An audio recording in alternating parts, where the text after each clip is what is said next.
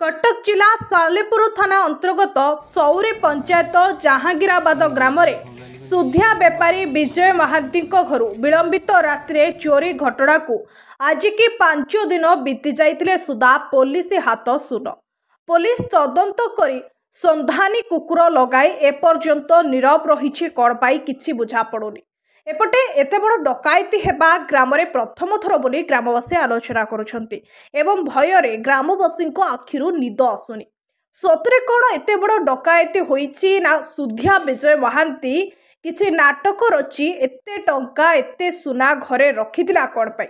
जे डकायती कला से केमिति जानिला विजय महांती घरे एते टंका एते सुना अछि बोली। गाँ मझिरे घर साहस कला किपरि नेबा पाई एवं घरे पशिला किपरि। विजय महांती घरे एते 2 चकिया गाड़ी 4 चकिया गाड़ी आसिला कोठू सबु जेमिति आश्चर्यजनक घटना परि लागुछि। पुलिस तुरंत एहार पर्दाफाश करू नहले ग्रामवासी शांति सोई पारु नाहंती।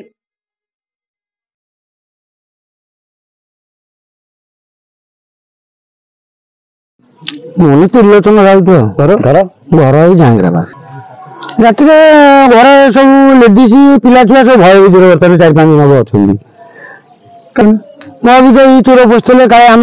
को कौन हम कि आम एक्शन हम कि कौन ये सब गोटे डर भय आजिकल जाना लेडीज मैंने कमी रोते केमी एत बड़ धरण घटना है से तो आम से पर्यटन जाइनु घर पर्यटन जाइनु घर को जाइनु कि देखिनु कहीं आम शुणिलु जो लोक मैंने कहते से घर को मानने क्या पुरी दौना तेणुक आम कौ सर कमी आम से कनफर्म एत बड़े आम एत दूर कहीपरूनु जदि कौन कौन थब कौन हाथ थब कि कौन कमी करते से जिन सब समय ये आलोचना जो एत गुड़िए सुना टंका से बैंक न रखी घरे कहीं रखीदे जो यही निवेदन आम करवा कथा जदि से गाड़ी कि सुना कि कौटू आनिला कौन कला से तदंत पुलिस वाला करंतु आमर एति कौट से आसिले से जिन बहुत भय भितर अच्छा कौन कर बहुत यही राति पिला बस सांग बस गोटे जगह स्त्री लोक मैंने डरुंच भय कर ट्यूबेल कति बासन बाजी जाऊना एमती असुविधा हो 4-5 दिन जमा है नथा फास्ट आम राति शोई पारूनी 5-6 दिन है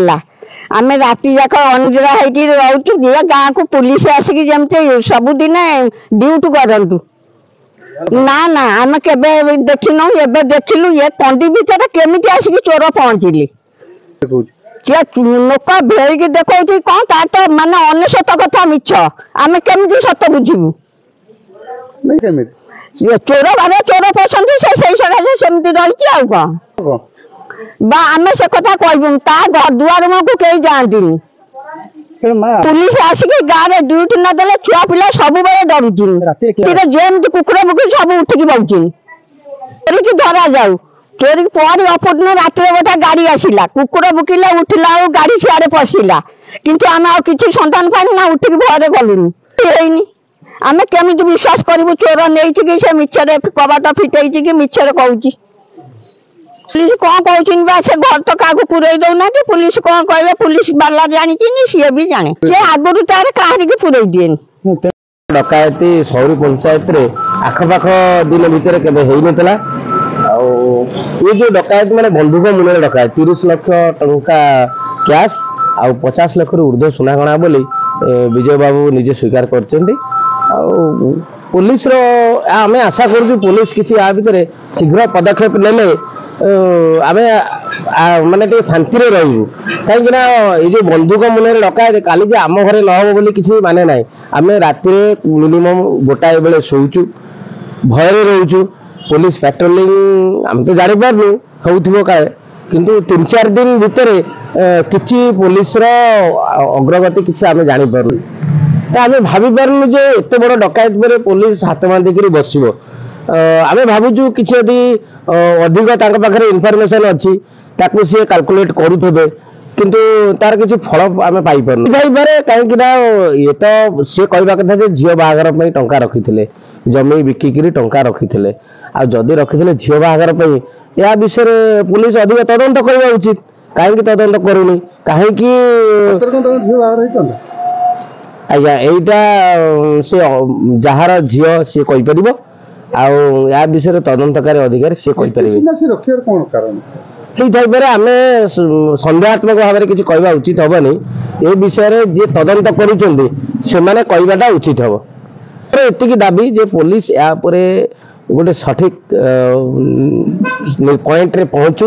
ନିର୍ଦ୍ଧାରଣ କରୁ ଚୋରି କୋଉଠି ହେଇଛି। ଆମେ ଯେତିକି ଜାଣିପାରୁଛୁ ଚୋରିର ଦିଗ ଏକଦମ ସଫା, କାହିଁକି ନା ଘର ଖୋଲା ଥିଲା। ଯେତିକି ଆମେ ଆଖପାଖ ଏ ବିଷୟରେ ଜାଣିବା କଥା ଯେ ଘର ଖୋଲା ଥିଲା, ଚୋର କିଛି ଅବଷ୍ଟାକଲ ଦେଇନି, ତେଣୁ ହୁଏତ ପୋଲିସକୁ ଶୀଘ୍ର ମିଳିଯାଇପାରେ। ତେଣୁ ଆମେ ଆଶା କରୁଛୁ ସ୍ଥାନୀୟ ଗ୍ରାମବାସୀ ହିସାବରେ ପୋଲିସ ୟା ଉପରେ ଟିକେ ଶୀଘ୍ର କାର୍ଯ୍ୟାନୁଷ୍ଠାନ ନେଲେ ଭଲ ହବ। ହେଲେ ତ ଆମକୁ ବି ଆଶ୍ଚର୍ଯ୍ୟ ଲାଗୁଛି, ଗାଁ ଭିତରୁ ପୁଣି ଏମିତି ନୁହେଁ କି 10,000 20,000 କି 50,000 ଟଙ୍କା ନୁହେଁ, 30 ଲକ୍ଷ ଟଙ୍କା ନିଜେ ଯାହା ଘରୁ ଚୋରି ହେଇଛି ସେ ବାରମ୍ବାର କହିଛନ୍ତି। ଆମେ ବି ଆଖପାଖରେ ଶୁଣୁଛୁ, ମିଡ଼ିଆରେ ବି ନ୍ୟୁଜ୍ରେ ବି ଦେଖୁଛୁ ଯେ 30 ଲକ୍ଷ ଟଙ୍କା କ୍ୟାସ୍, 50 ଲକ୍ଷରୁ ଉର୍ଦ୍ଧ୍ୱ ସୁନା ତାଙ୍କ ପାଖରେ କେମିତି ଥିଲା, ଆଉ ସେ କୋଉଠୁ ଚୋରି ଗଲା, କୋଉ ବାଟେ ଚୋର ଚୋରି କଲା। ଏ ତ ପୁଣି ସାଲେପୁର ଥାନାରୁ ବେଶୀ ଦୂର ବି ନୁହେଁ, କହିଲା ଭଳିଆ ପାଖ ଆଖ କଥା। କାଲି ଯେ ବଜାର ଉପରେ କାହାର ଗୋଟେ ଚୋରି ନ ହେଇଯିବ ବୋଲି କିଛି ମାନେ ନାହିଁ। ତେଣୁ ଆମେ ଆଶା କରୁଛୁ ପୁଲିସ ଏହାର ପ୍ରକୃତ ତଦନ୍ତ ଦିଗ ବାହାର କରୁ, କୋଉଠୁ ପଇସା କେମିତି ଚୋର ନେଲା, କୋଉଠୁ ଆସିଲା, ଆଉ ଆଖପାଖରେ କୋଉଠୁ ଆସିଲା, କେମିତି ଏତେ ପଇସା ଆସିଲା, ସେ ବିଷୟରେ ଟିକେ ତଦନ୍ତ କଲେ ଆମେ ବି ଜାଣିପାରୁ। ଆମେ ଜାଣିଛୁ ପଡ଼ିଶା ହିସାବରେ ସେ ଜଣେ ଭଦ୍ର ଲୋକ, ତାଙ୍କର ବ୍ୟବସାୟ ଭଲ ମନ୍ଦ ଚାଷବାସ କରି ଚଳୁଛନ୍ତି। ଝିଅ ବିବାହର ପାଇଁ ସୁନା କିଛି ରଖିଥିଲେ, ଆଉ ଟଙ୍କା ଜମି ବିକିକି ରଖିଥିଲେ। ଯଦି ବି ରଖିଥିଲେ ହେଲେ ତାଙ୍କର ବାହାଘର ପୂର୍ବରୁ ଚୋର କେମିତି ଏ ବିଷୟରେ ଟେର ପାଇଲା ଆମେ ଜାଣିପାରୁନୁ। ପୁଣି ଗାଁ ମଝିରେ